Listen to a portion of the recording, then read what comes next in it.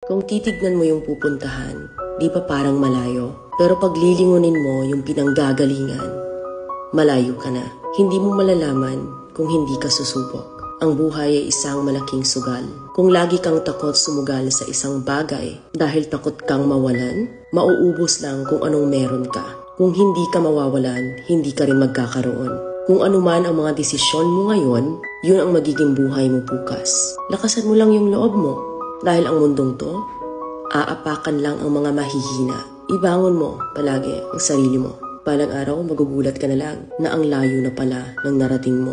Kahit mabagal ang progress, basta may usad at kumikilos ka, okay na yan. Wala tayong magagawa. Ganyan talaga ang proseso ng buhay. Lahat tayo nakakaranas ng hirap.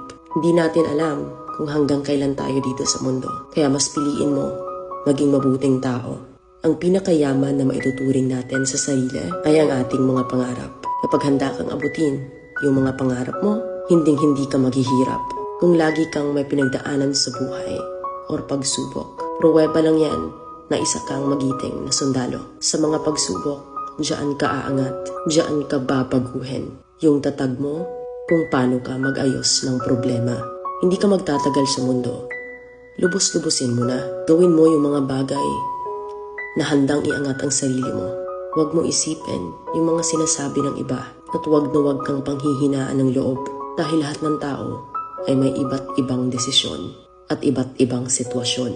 Huwag ka lang mawala ng pag-asa. Hindi mo naman kailangan madaliin lahat. May proseso ang bawat ganap mo sa buhay.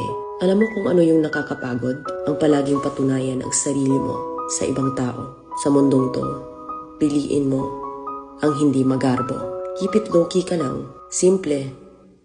Na kahit na alam mong meron ka, hindi ka babaguhin ng pera.